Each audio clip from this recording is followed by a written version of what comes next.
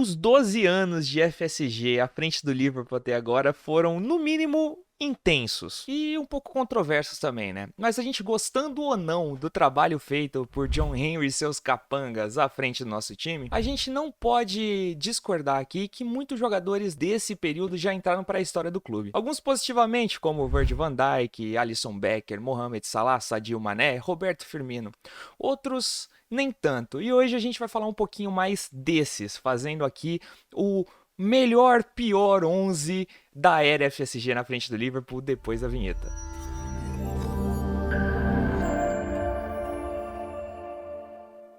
Pois bem, senhoras e senhores, sejam bem-vindos todos vocês mais uma vez aqui ao canal Rádio Liverpool Brasil. Meu nome é Marco Antônio Rigotti, eu falo de Faro, no sul de Portugal. Nós vamos montar um time, não os 11 piores, mas nós vamos montar um time de 1 a 11, um time equilibrado, só com a nata do chorume que já entrou em campo pelo Liverpool durante a era FSG. E é bom deixar isso claro aqui que jogadores que entraram em campo pelo Liverpool na era FSG, alguns deles não foram contratados pela FSG, alguns deles subiram da base, mas são de responsabilidade da FSG. E nós vamos começar essa lista com ninguém mais, ninguém menos, obviamente, que o verdadeiro goleiro lindo, Loris Karius. Pois é, Loris Karius chegou para a temporada 2018-19 do Liverpool, veio baratinho, 4,7 milhões de libras do Mainz, e veio com uma baita pompa, né? Ele já tinha passado pela base do Manchester City, ele já tinha sido convocado para a Alemanha Sub-21, ele estava pegando muito no Mainz na época, chegou como o nome, o goleiro alemão de Jürgen Klopp para resolver nossos problemas no gol, e dá aquela pressionada no Mignolet, que hoje se provou inocente. Pois é, Mignolet é inocente. Além do fato dele ser lindo, né? Chegou, levou um tempo para se estabelecer no Liverpool, começou jogando as partidas de Copas, até as de Champions League e tudo mais. Na última parte daquela temporada, virou titular pelo Liverpool. E a gente já sabe como essa história acabou, né? Pois é, Loris Karius falhou feiamente na final da Champions League contra o Real Madrid, entregou uma bola no pé do Benzema, deixou a outra passar no meio das mãos no chute do Bale, nós perdemos de 3-1 aquela partida, e isso ficou mais marcado inclusive do que a lesão do Salah, né? E por mais que no primeiro momento o Klopp tenha tentado defender e assim dar mais uma chance para Loris Karius ainda no Liverpool, nos primeiros amistosos de pré-temporada no ano seguinte, principalmente contra o Tranmere Rovers em Liverpool e contra o Borussia Dortmund, ele continuou falhando e ele já dava para ver que ele não tinha cabeça para estar no Liverpool. Pois é, o Liverpool ainda emprestou ele algumas vezes ali, ele foi jogar na Alemanha no União Berlim, ele foi jogar no Besiktas, não se deu bem em lugar nenhum, acabou o contrato, foi embora e caiu pra cima. Pois é, a vida do lindo às vezes é fácil, né? Caiu pra cima. Hoje ele tem um contrato curto, mas tem um contrato com o Newcastle, com o novo rico Newcastle, e está lá como goleiro reserva. Loris Karius é o nosso goleiro aqui, e fica a menção honrosa ao brasileiro dessa lista, Alexander Donielber Marangon. Donielber Alexander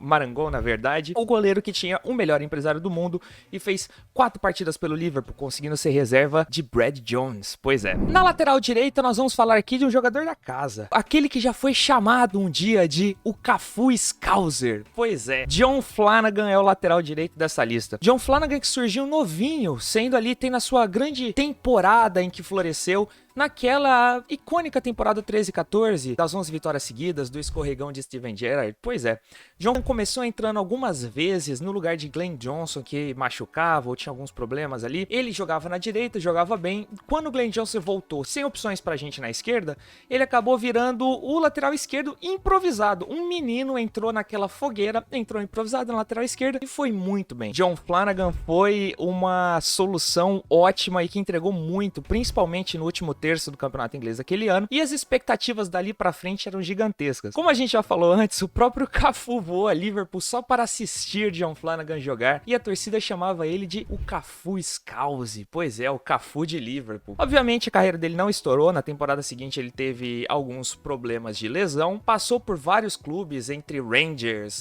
passou pela Bélgica, pela segunda divisão da Dinamarca, teve alguns problemas extra-campo com a namorada, e acabou encerrando a sua carreira. Pois é, John Flanagan hoje tem 29 anos e já é aposentado. Dessa lista aqui, ele é um dos jogadores que mais partidas pelo Liverpool tem. John Flanagan fez 51 jogos como titular pelo Liverpool, 2 ou 3 gols, e ficou aí toda a memória daquela temporada frustrada de 2013-14. John Flanagan é o nosso lateral direito, com menção honrosa para Javier Manquillo. Quem é de verdade lembra do Manquillo, hein? Agora vamos para a nossa potente dupla de zaga, começando com ele, Ozan Kabak, o arranque de balsa. Pois é, Ozan Kabak chegou naquela nossa temporada maluca de 2021, em que nós tivemos todos os nossos zagueiros machucados, além de ter vendido Dejan Lovren. E ele chegou ali no finzinho, no último dia da janela de transferências do meio da temporada, né, de janeiro, e chegou com frenesi na torcida, a solução para os nossos problemas. Finalmente chegou um zagueiro, chegou junto com o Ben Davies, mas o Ben Davies não existe, então não tá na lista. E, enfim, era a solução. O Kabak, ele já joga na seleção turca, ele já teve tanto jogo na Bundesliga, vai ser a solução dos nossos problemas. Kabak chegou emprestado com a opção de compra no final do contrato de 18 milhões de libras. E todo mundo falava assim, nó, que barganha do Liverpool, vai ter 6 meses pra testar o jogador vai ser bom e nós vamos contratar um baita zagueiro baratinho. Pois é, tudo que ele fez pelo Liverpool foi se machucar e ganhar apelidos como bunda de urso e arranque de balsa, pra ver todo o carinho que a torcida do Liverpool tem por Ozan Kabak até o momento, né? Eventualmente, depois de 13 jogos, ele saiu, não foi mais importante do que os meninos da base Nat Phillips e Rhys Williams naquele final de temporada, não deixou saudade e hoje está no Hoffenheim da Alemanha, depois de também passar pelo Norwich, né? Não virou o que ninguém esperava. E o seu parceiro de zaga nessa equipe não é...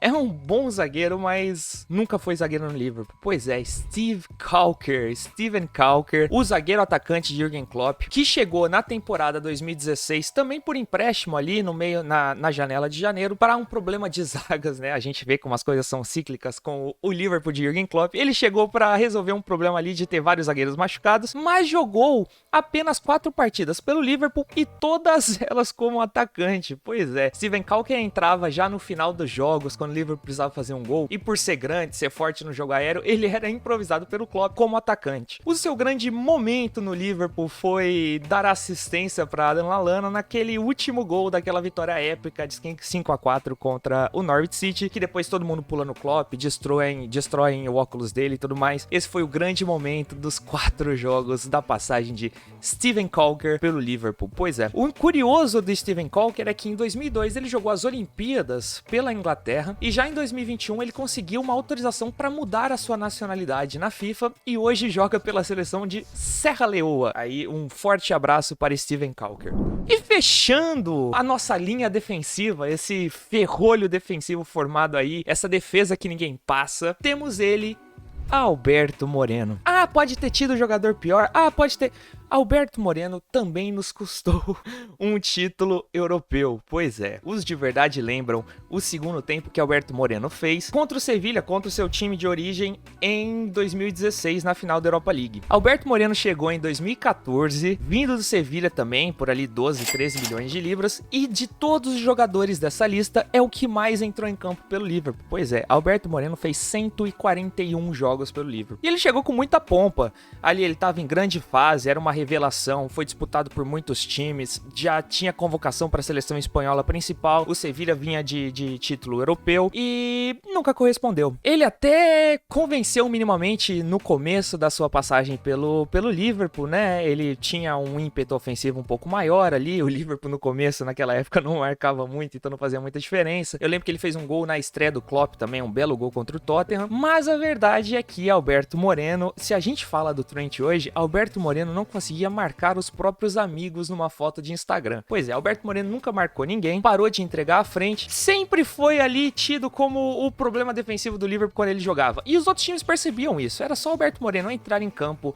como reposição do Andy Robertson, por exemplo, que todos os outros times jogavam em cima dele. Mais ou menos o que fazem hoje com o Trent, mas numa escala muito maior. Alberto Moreno jogou 141 jogos pelo Liverpool, como citado, hoje está no Vila Real e é mais adorado pela torcida do Liverpool hoje no Vila Real do que era quando jogava no Liverpool, que hoje ele guarda um carinho pelo time, faz umas gracinhas quando ganha do Manchester United, então assim, ficaram as memórias da grande amizade de Alberto Moreno com Roberto Firmino e Felipe Coutinho e mais nada.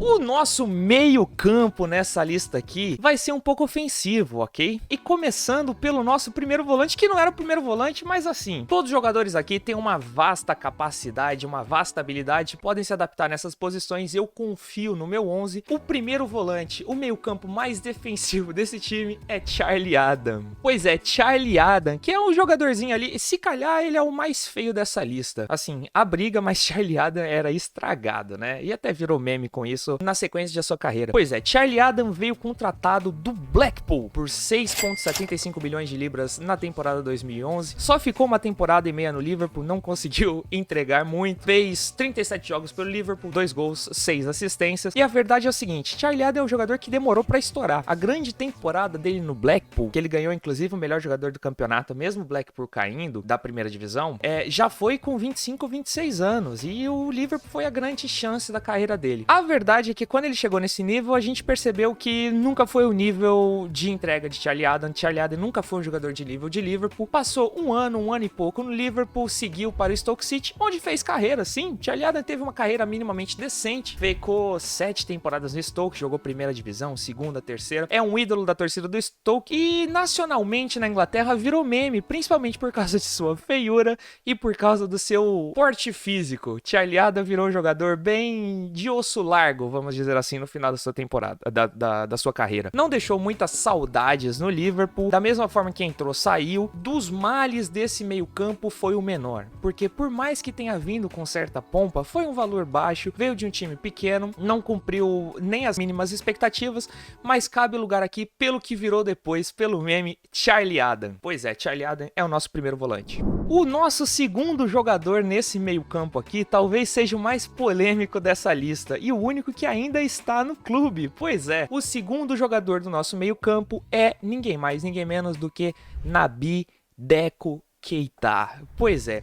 e aqui eu vou explicar um pouco, ok? O porquê dessa escolha. Naby Keita chegou com muita pompa do Red Bull Leipzig, custou mais de 50 bilhões de libras, já teve 5 temporadas para se provar no Liverpool e nunca entregou o que se esperava. Essa frase parece ser um pouco genérica demais, mas eu vou explicar. Naby Keita era o Jude Bellingham de outra época de Jürgen Klopp. Era a única opção que Jürgen Klopp cogitava no meio de campo. E não só Jürgen Klopp, ele era tido como um unicórnio por grandes técnicos na Europa. Jürgen Klopp, para você ter uma ideia, ele recebeu ligação dos principais técnicos, até do Guardiola e de outros grandes técnicos, congratulando ele por ter conseguido contratar Naby Keita, mesmo que ainda tivesse que deixar ele uma temporada emprestado no Red Bull Leipzig. Pois é, eles viam Naby Keita como o jogador completo, o meio-campista completo. Ele era forte fisicamente, ele chutava de fora, ele tinha bom drible, bom passe, ele desarmava, e no Liverpool ele nunca teve uma sequência. Mas ele nunca teve uma sequência por causa do técnico? Não. Jürgen Klopp ama esse cara e talvez tenha dado mais oportunidades do que qualquer um de nós teria dado ao Naby Keita. Mas a verdade é que ele nunca teve condição física. Naby Keita teve sim. Nós já estamos falando aqui 117 jogos pelo Liverpool, segundo ou terceiro dessa lista com mais partidas pelo Liverpool, 11 gols e 6 assistências. É o que ele tem para oferecer. Quando ele parecia pegar um pouco de ritmo e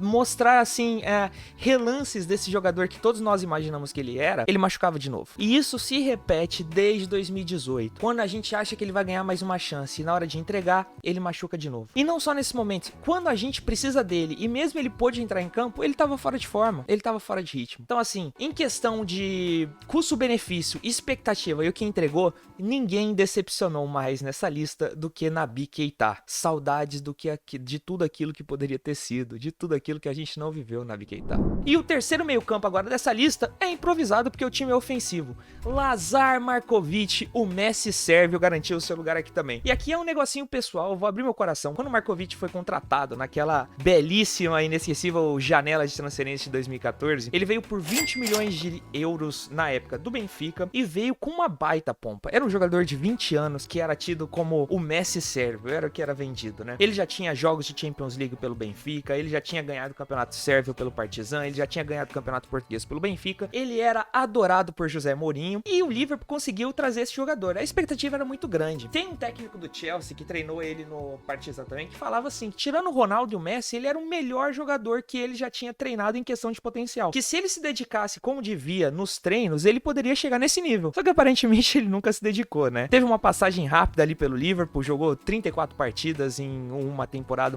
e pouca, nunca mostrou ter um nível técnico ou físico físico pra jogar. Tinha, assim, aqueles detalhes de Takumi Minamino, de não conseguir trombar com o jogador, não conseguir se manter de pé, não conseguir chegar inteiro numa bola. Nunca entregou nada. Talvez o grande lance da passagem dele pelo Liverpool tenha sido um sem pulo que ele pegou de fora da área e a bola bateu no travessão. Não foi nenhum gol. E a expulsão esquisita, meio injusta também, aí não vamos colocar na conta dele, do Markovic contra o Basel numa Champions League nessa temporada. Pois é aquela temporada que a gente nem passou da fase de grupo com um grupo que tinha Basel, por exemplo, né? Você vê o nível da nossa contratação naquela época, tem mais jogador, inclusive, dessa janela que estará nessa lista. Agora vamos para os 3 atacantes. E os 3 atacantes aqui, eu tenho que deixar claro, foram 3 atacantes de área, porque nenhum dos 3 nomes poderiam estar fora dessa lista. E agora vamos começar por hierarquia, né? Os mais velhos primeiro, nós vamos começar com ele, que na altura foi a contratação mais cara da história do Liverpool, Andy Carroll, que veio por 35 milhões do Newcastle na janela de 2011-2012. Aliás, na virada, né,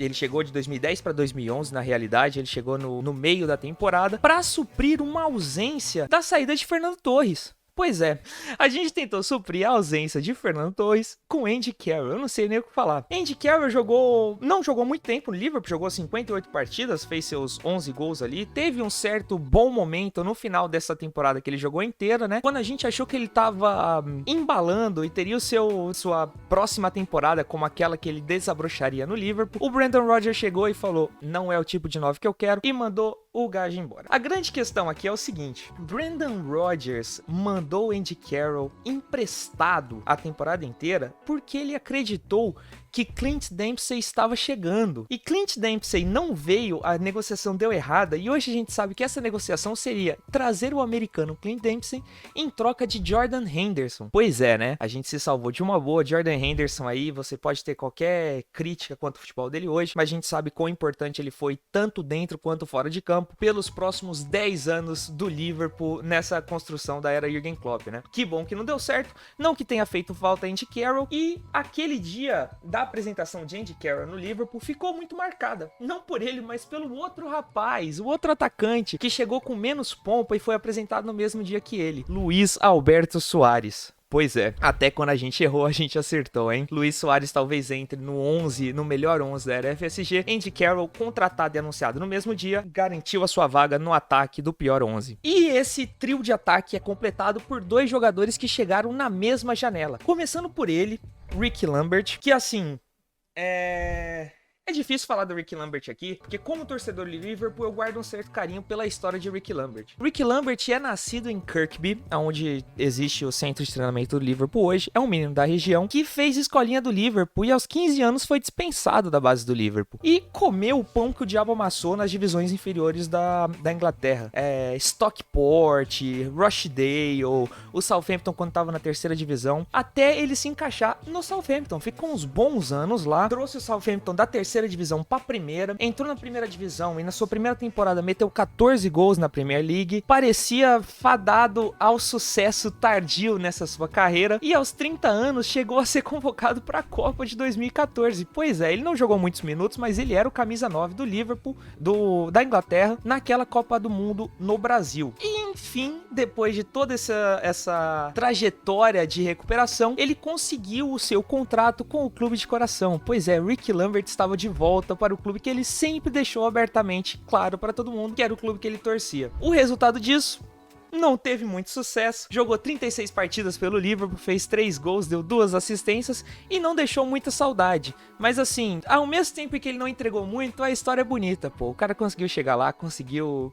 ele ainda depois jogou mais algumas temporadas no Cardiff, mas ele conseguiu, naquela altura da carreira dele, realizar o sonho e provar que a diretoria do Liverpool tinha razão em dispensar ele em 2015. Pois é, Ricky Lambert é o camisa 9 da nossa seleção. E fechando aqui, 4 mais 5 é igual a 9, o outro atacante que veio para suprir a ausência de Luiz Soares. Pois é, você lembra que Andy Carroll e Luiz Soares chegaram na mesma janela em 2011 para suprir a ausência da venda de Fernando Torres. Nessa janela agora, que de 2014, que o Luiz Soares saiu, a gente trouxe para suprir Luiz Soares, Ricky Lambert e ele, Mário Balotelli. A sua redenção no futebol inglês, depois de passar pelo City, ter seus momentos de altos e baixos, depois de tentar se recuperar a carreira na Itália e ter todos os problemas de comportamento, Mario Balotelli estava de volta à Inglaterra, à Premier League. Contratado por 16 milhões de libras vindo do Milan, Mario Balotelli chegou até com uma pompa, a torcida gostava do estilo dele, podia dar certo, vai entrar num time minimamente encaixado, que foi vice-campeão, talvez seja esse o momento dele finalmente um pouco mais maduro